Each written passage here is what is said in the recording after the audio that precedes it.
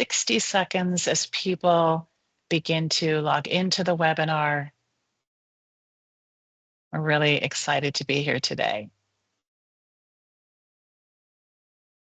And as we're taking this time to settle in, you might notice the screen and the topic of today's webinar.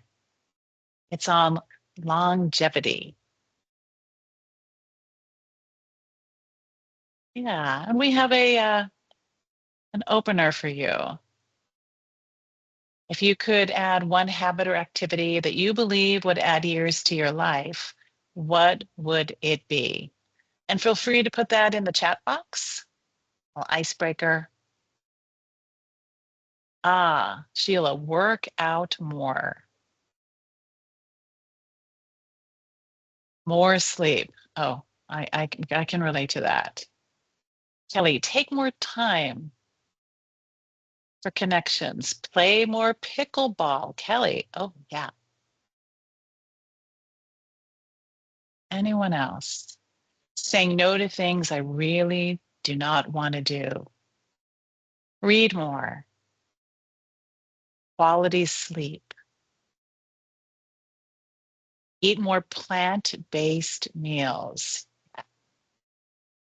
Meditation, breathing, exercises. These are wonderful, wonderful ways to add years to one's life. Reduce stress. Another vote for sleep, increased sleep. Eat less sugar. I am definitely on the eat less sugar train. Be more present. Strength training. Strength training and finding a way to like it. Oh, thank you. Yeah. Healthy eating and more fitness activities. More Pilates. Time to prep more healthy meals without processing. Time for socializing. Another vote for sleep. Wonderful. Keep on posting your comments in the chat box and we will get started. Just a reminder that this is a recorded webinar and the webinar will be emailed to all attendees and uploaded to YouTube. The live transcript will be enabled. This presentation, this slide deck will also be shared with all attendees via email. And questions, utilize the chat to ask any questions you might have.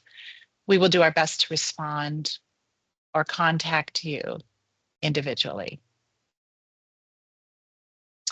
Longevity versus aging. So aging is the biological process of growing older, characterized by gradual changes in the body over time. I will have to tell you that we as human beings, we as species are getting older every single moment. Aging examines the biological mechanisms and changes that occur as organisms, and in this case, as humans, grow older. Aging affects us physically, mentally, emotionally, and aging influences everything from the appearance of our skin to cognitive abilities, our ability to remember things, and an overall well-being. Longevity. Understanding the difference between aging and longevity. Longevity refers to the length of time an individual lives. It's emphasized lifespan and the factors that contribute to living longer. It encompasses the study of how to extend life and improve the quality of one's life as one ages. Focusing on longevity can potentially lead to a longer and healthier life. It is important to note that it involves more than just the desire to live longer. So how to increase longevity?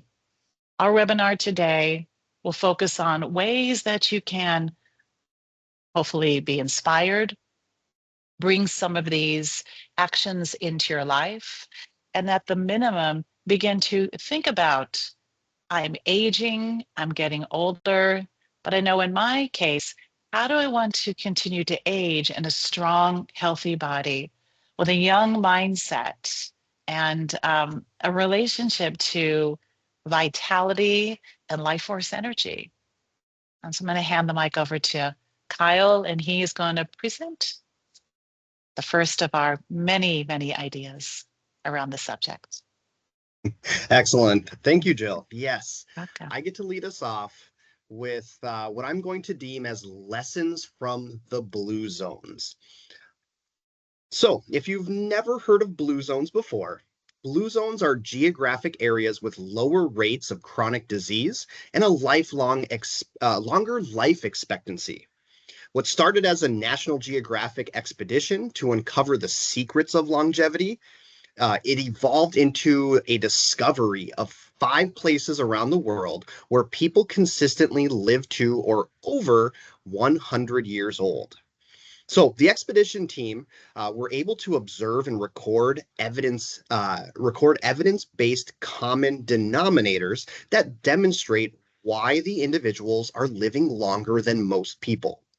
So, with me sharing with you some of this information regarding the blue zones, understand that, and in my research as well, providing the information in this topic, that there has been some criticism of the blue zone concept due to data not always being reliable or even well documented in some of these areas. But with that being said, we can take some of the practices and the observations of the blue zones and correlate it to current research and recommendations for healthy lifestyles, which Kelly and Carolyn will speak to in just a little bit. So, moving into the blue zones. And I want to touch specifically on the 9 principles that the expedition team noticed as they noticed the shared traits between all 5 areas that likely promote a healthier and longer lifespan.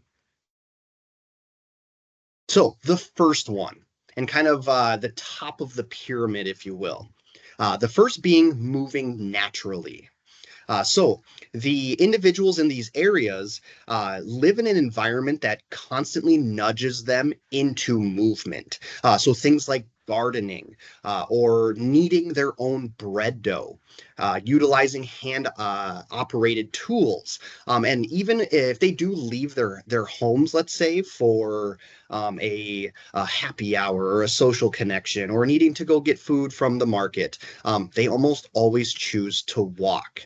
One thing that I did really note and liked from this is the notion of they don't have mechanical conveniences, or they minimize the conveniences within their home. So they are again nudging themselves or engineering movement into their daily lives. I loved that, engineering movement into their daily lives. So the next section of the pyramid includes 2 components, and this is kind of generally called right outlook, and it's somewhat kind of that mindset, perspective, mentality as well. So the 2 are downshift, or what the blue zone concept calls downshift, and then also purpose. So with purpose, it is just a simple question of why I wake up in the morning. What is my purpose in life? So Okinawans call it, and I hope I'm pronouncing this correctly, ikigai, and Nicoyans in Costa Rica call it plan de vida. So it's just that knowledge, that notion of knowing your sense of purpose, and it has kind of been documented, recorded that it can help you increase your lifespan by 7 years. And so it's not just that knowledge; it's also being able to articulate it. So if I or a friend or someone were to ask you, "What is your purpose in life?" Being able to articulate it and live it helps with that lower risk of dying. And then the downshift aspect of things.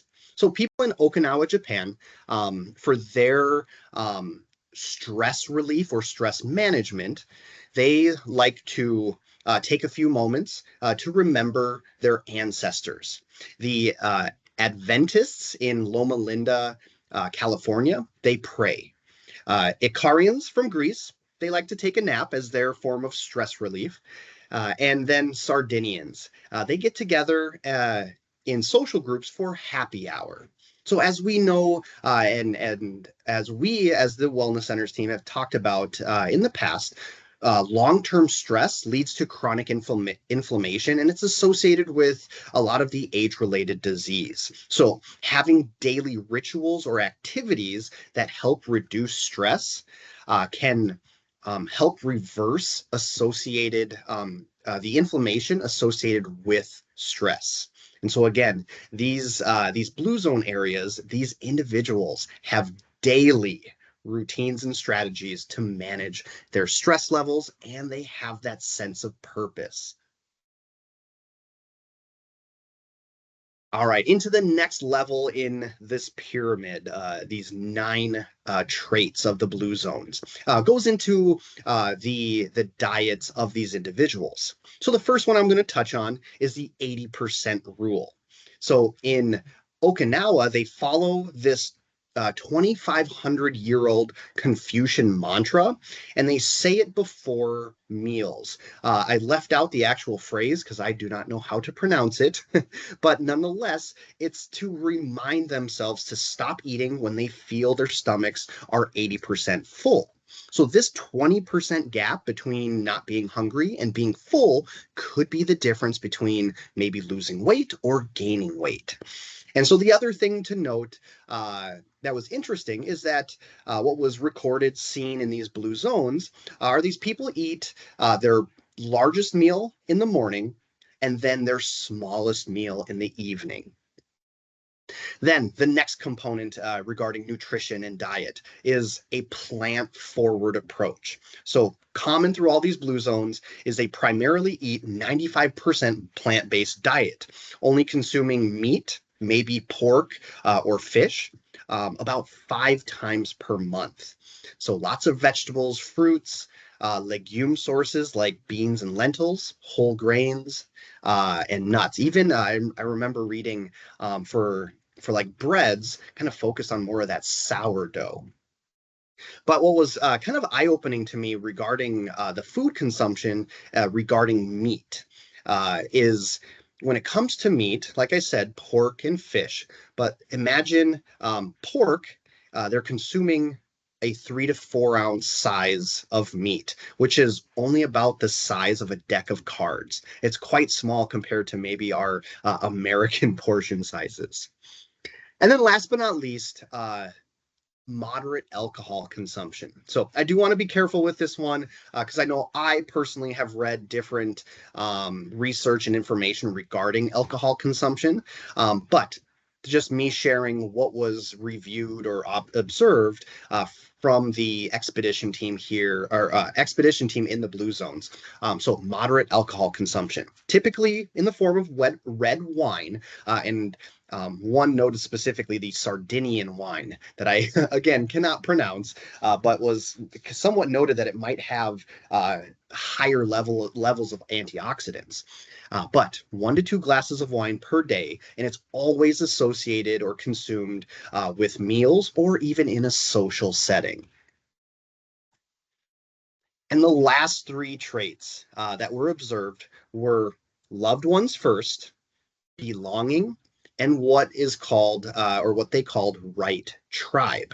So successful centenarians put their families first. This means keeping aging parents and grandparents nearby or in the home, and a lot of times used for their wisdom. They commit to a life partner, and they also invest in their children with time and love. Next, within this healthy social network is that sense of belonging. So for blue zone individuals, that usually comes in the form of belonging to a faith-based community where they regularly attend faith-based services. So it was noted that out of the 263 centenarians that were interviewed for this expedition, only 5 did not belong to some sort of faith-based community. Quite interesting. And then right tribe. So with this, it's more so surrounding yourself with the people that will support and also kind of be with you in your healthy behaviors. So in the Okinawans, create what they call moai, which is a group of 5 friends that commit to each other for life. So again, these social circles that can positively influence and support healthy behaviors for this longevity. So to kind of wrap up these lessons, these 9 principles, if you will. So the first one at the top, moving naturally. So that physical activity being built into your daily life, not necessarily specifically a workout, lifting weights or going for a run. A lot of that is a component to it, but also things like gardening, hand kneading bread, like I mentioned before.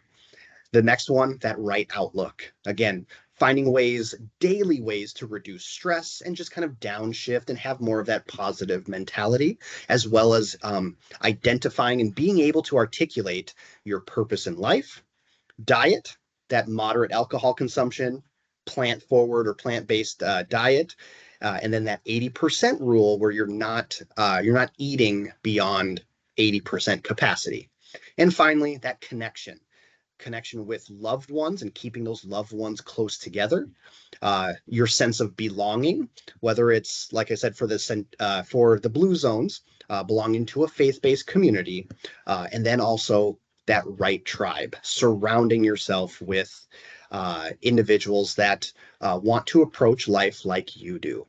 So, as I mentioned before, some of these areas, majority of them, I would say, I'm going to hand it off to Kelly, and she's going to give you more details about a lot of these traits and a couple others to consider as well, in maybe some more specific details and also somewhat getting into some of those actionable items.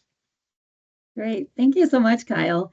It sounds like we should do a webinar on finding our authentic purpose.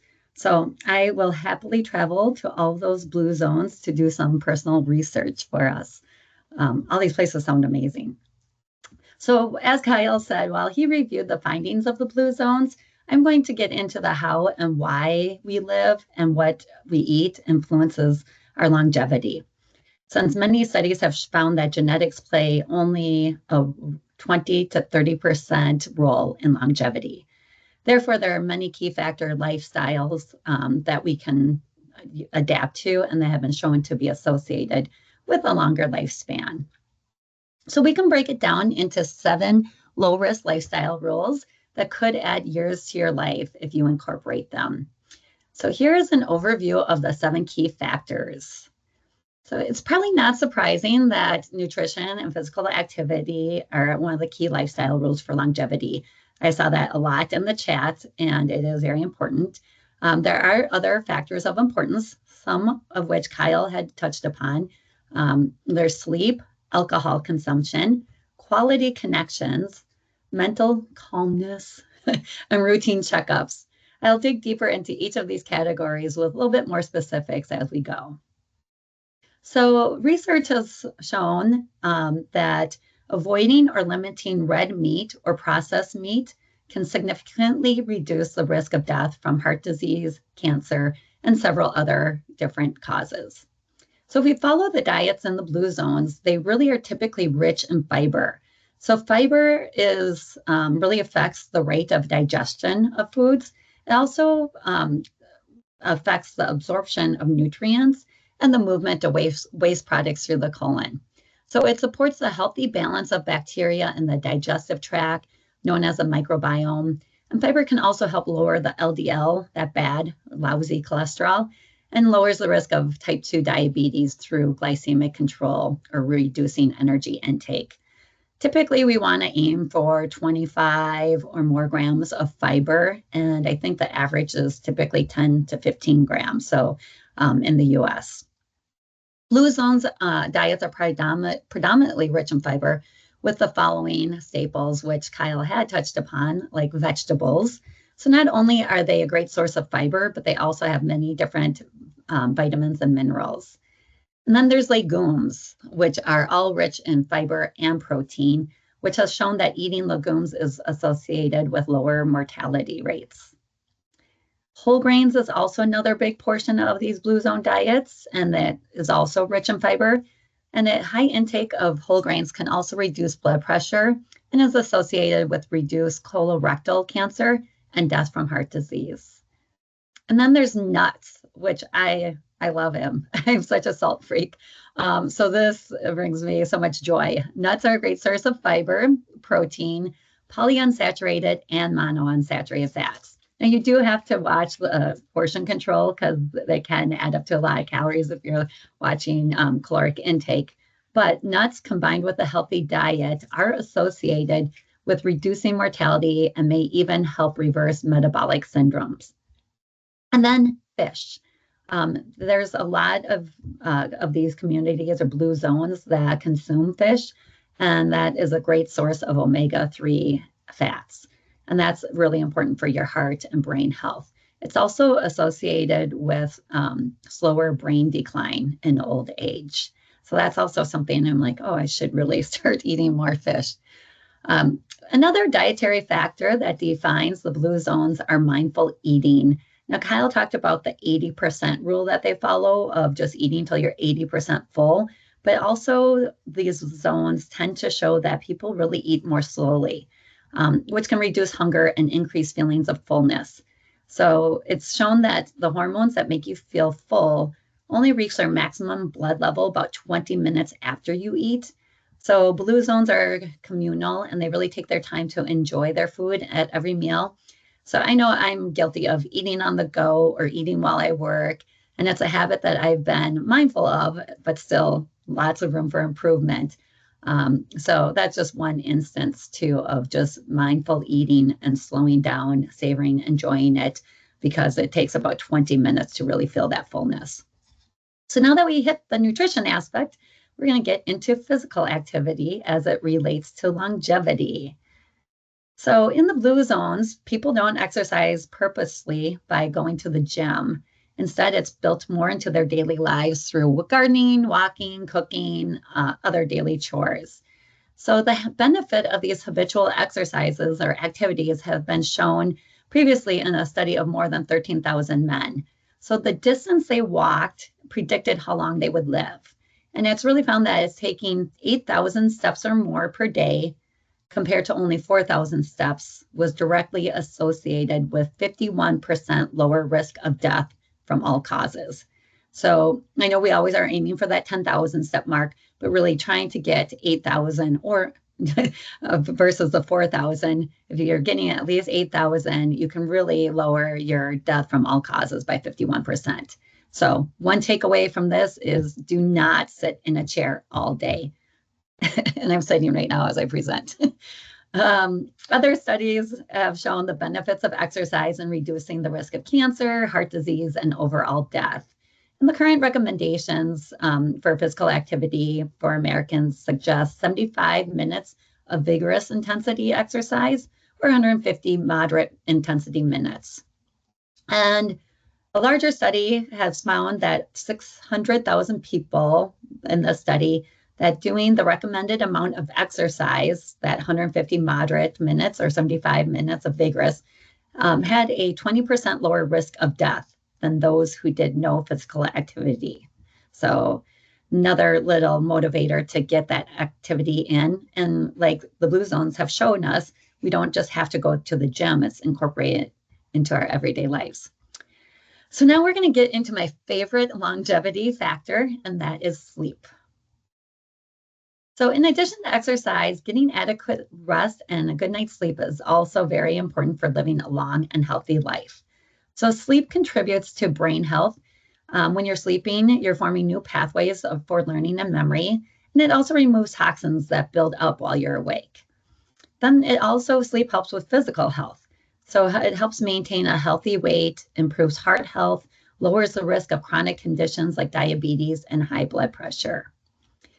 Sleep also helps with mental health. It reduces stress, improves mood, and get along better with people. Just think of when you're tired or lack of sleep, how crabby you can be either with your kids or people around you, just that irritable. So you'll be a nicer person.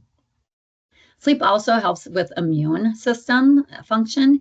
So it helps boost the T cells that fight off infection. And then safety. Sleep really helps you avoid injuries and motor vehicle crashes. As you know, they like with pilots or various jobs, you have to have a certain number of hours off or for sleep in order to perform. And one thing I did want to mention too is development. Just as you know, with infants, also with teens and certain growth ages, sleep really helps with the growth and development.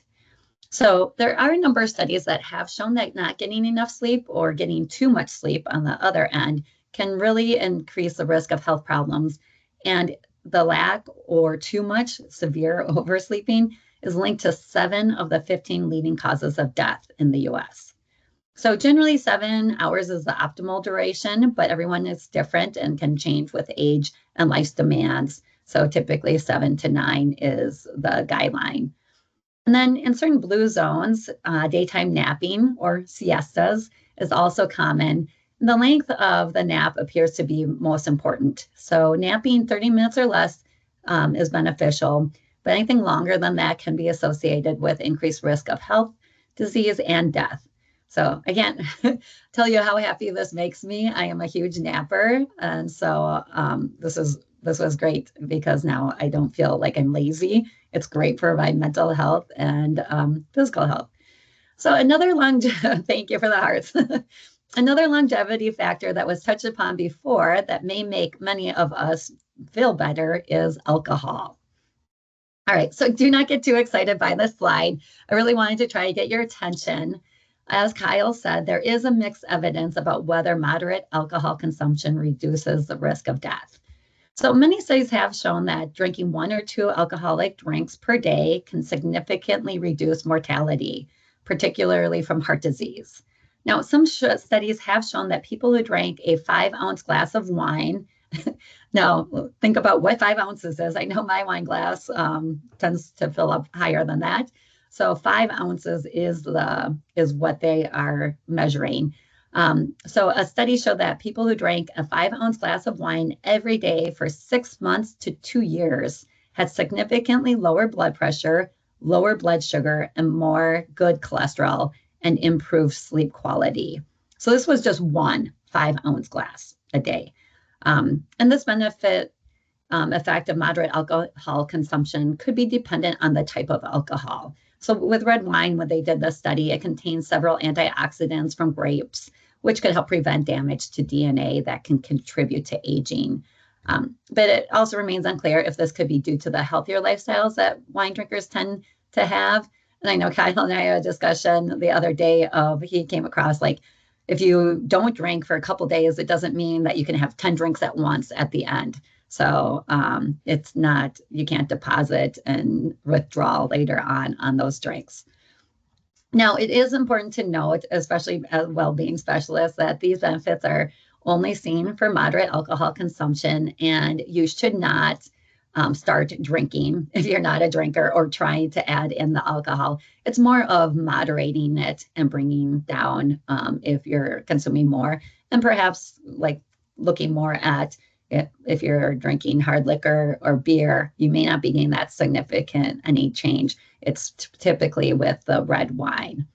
So as with almost anything, moderation is key, except when it comes to the quality of connections. So that brings us to the next longevity factor of forming strong connections. So aside from diet, exercise, rest, and alcohol, a number of other social and lifestyle factors contribute to longevity, such as quality networks. So as Kyle said, being religious is associated with a lower risk of death. And this may be due to the social support and reduced rates of depression. Also, many blue zones, older and younger people live together. So the grandparents who look after their grandchildren have a lower risk of death, which ties back into that purpose aspect and having more active lifestyles, keeping up with younger generations. Surrounding yourself with family and friends. The Harvard Happiness Study found that strong, meaning social connections and relationships are the keys to happy lives. So at the same time, loneliness is a risk factor for an early demise as well as cognitive health challenges. So it's important to note that it's not really how many connections you have or how social you are, but it's the quality of those relationships. So anyone can really experience loneliness while being surrounded by people, which is currently a huge epidemic that our well-being team can give you resources or direct you with our EAP. So please reach out to us, or if you or someone you know is interested in these resources. This next topic is easier said than done for so many of us, and that is developing a calm mental attitude. So developing a calm attitude, this really is important because chronic stress is a real problem for aging. So chronic stress can rapidly shorten the ends of chromosomes, the telomeres, which affect cell division. It also increases inflammation, which contributes to the development of diseases like diabetes, hypertension. Stress also causes oxidative stress that can damage tissues. It also releases hormones that really, in response to stress, the cortisol. And these elevated hormones over a long period of time can damage DNA and as well as cells. So don't want you to stress over these consequences of chronic stress. Carolyn will give us tools to make steps in a calmer direction. But before I turn it over to her, I would like to point out the importance of routine checkups, which is not always discussed when referring to blue zones. So going to the doctor for regular health screenings is essential for healthy aging. A 2021 study found that getting regular checkups helps doctors catch serious health problems early. In addition, it helps patients lower those certain risk factors such as healthy blood pressure, cholesterol levels. And while this may seem like common sense to most of us here at Travelers, we all know at least one person in our lives who pushes off or avoids such screenings, hasn't seen a doctor in years, maybe decades. I would give myself probably an A- if I had to give myself a grade for this one, primarily because it is definitely more time consuming as I am getting older, with more recommended screenings and vaccinations. So it is really something you have to plan ahead and commit to. The planning that schedule, scheduling it. Oftentimes, some of these things are months out, so it does sound easy, but it is something that people do struggle with, or time just gets away and you don't realize it's been a year or 3 years since various checkups. All right, well, now that we know the main factors for longevity, I'm going to pass it on to Carolyn, who's going to set us up for success with simple action steps to lead us in the longevity direction. Thanks, Kelly. Appreciate it. We have shared some really great information from the blue zones and just tips and tricks. But now what, right? How do we go about making steps toward a longer and healthier life? How do we take action with small, simple steps? So for many of us, when we think about the future, we think retirement, right? We always have the question, oh, when do you get to retire? Or what are you going to do when you retire? We create a vision and we create a retirement plan to have financial security and financial independence. Research shows that 70% of Americans contribute to a 401k type retirement. And most start this early on when they just start entering the professional job market. So maybe they start out with that, 3%, 5%, 10%, whatever that looks like, right? But so many of us get that started early on. And many of us understand the need for resources later in life to have that retirement life that we desire. Maybe you want to travel more. Well, you need the resources to be able to do that, right? Maybe you want to purchase a second home. Well, you need the resources to be able to do that. And many of us are willing to sacrifice now for this payoff later. But when it comes to investing in our health, only 24% of Americans meet the physical activity guidelines, or when, like Kelly talked about, the 7 rules or the 9 pillars that Kyle talked about. So many of us do not meet those guidelines. Many of us understand the need for good health, to enjoy life now and to enjoy life in the future. But most of us are just not willing to sacrifice the time and or the energy to create this healthy outcome. So what do we need to do? Well, it starts with creating a vision. Just like you make a retirement plan, we need to make a health vision. And it starts with just taking small, simple steps. So before we just dive in and start changing, right, we need to reflect on what it is we want. What are we willing to change? So ask yourself, what would your future self do if you had the energy and ability to do everything? Would it be traveling? Right? Would it be more hiking? You know, whatever that, would it be just playing on the floor with your grandchildren? What does that look like to you? What are you willing to defer now to be healthy and more fit later? So what small changes can you make to contribute to your health savings account? Right. Well, Kelly and Kyle mentioned a few topics we can all focus on to age with intention. So let's break these down just a bit into smaller, actionable steps. So if we think of movement or physical activity, what are some things that you could do today, right, to help you now and in the future? Well, maybe you could add a 30-minute walk to your day. Maybe you could add 15 minutes of stretching to your day. They both talked about, Kelly and Kyle, how, they blue zones, they just move, right, all the time. It's not like, oh, I have to go to the gym, things like that. It's more about gardening and going to the store and walking there. So make sure that maybe you can add one physical chore to your week, or add a resistance training session with a focus on balance to your week. So think about, what are you doing now in regards to movement? And what is something you could add to make your positive direction a little bit more towards that longevity piece? When we think about nutrition, what are some things we can do there? Kelly talked about adding fiber, which is vegetables or nuts, whole grains, legumes. Could you add one more serving of any of those to your day? Could you add one more plant-based meal to your week? And that's something that's kind of on my radar right now. So they always talk about like the meatless Mondays. So I'm going to put that in my brain and see if I can pull off a meatless Monday each week, just to get at least one more plant-based meal to my week. Can you tune into your hunger cues and stop eating when you feel satisfied, not full, at that 80% that Kyle and Kelly were talking about, right? 80%.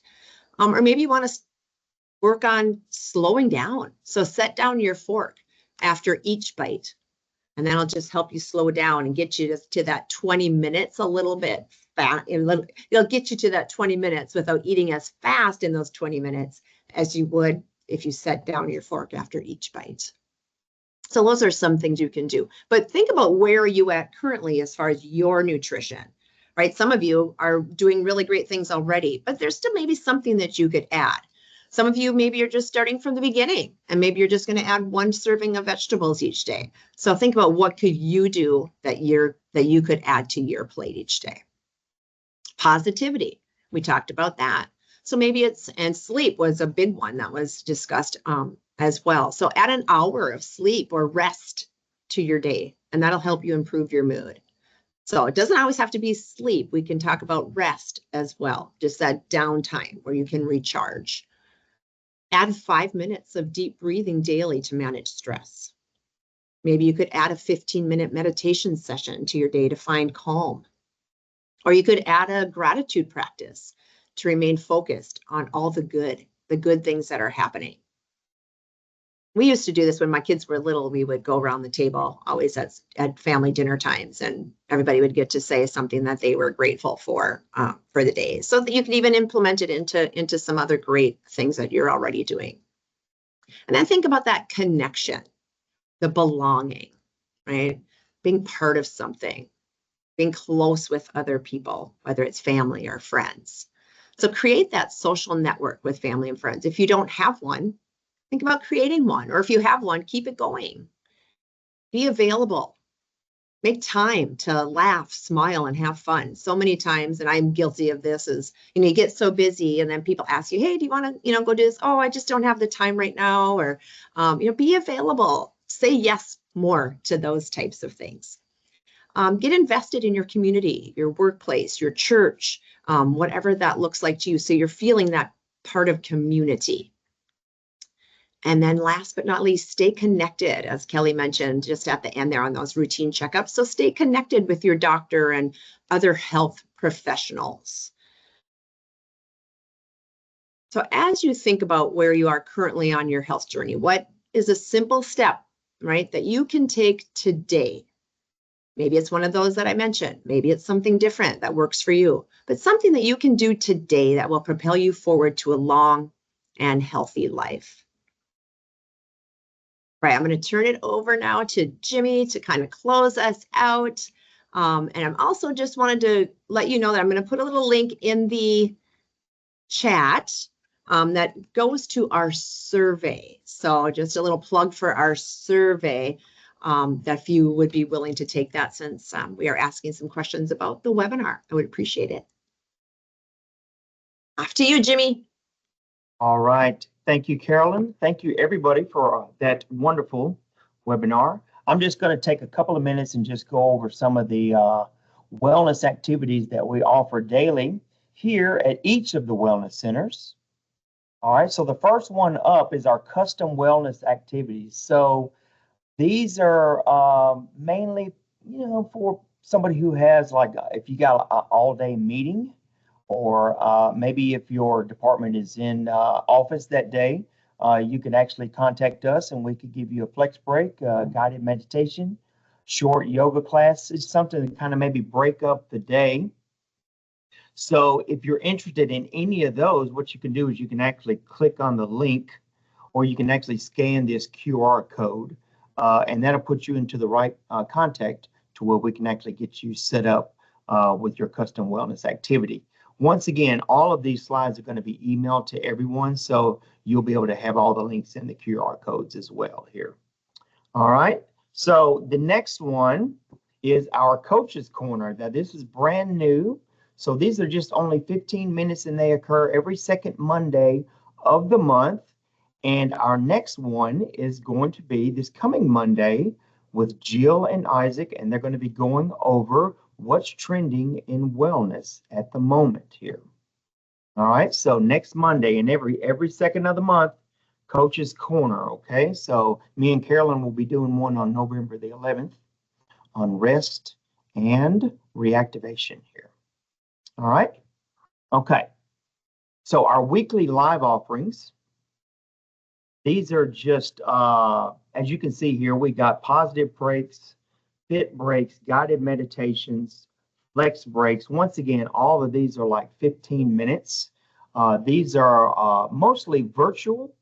If you also want a live offering, once again, you can just contact us and we can actually provide that as well. But once again, if you're interested in any of these right here, you can actually just click on the link above, and this will just take you to the information that'll get it right to us here. Okay. Live offerings. All right. And last but not least here, we just want to make sure we just want to thank everybody for joining us on this wellness webinar.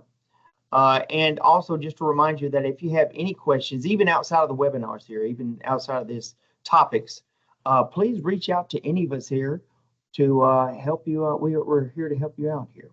Okay. So once again, we want to thank everybody for joining, and we hope to see you on the next one. And you guys have a great rest of your day.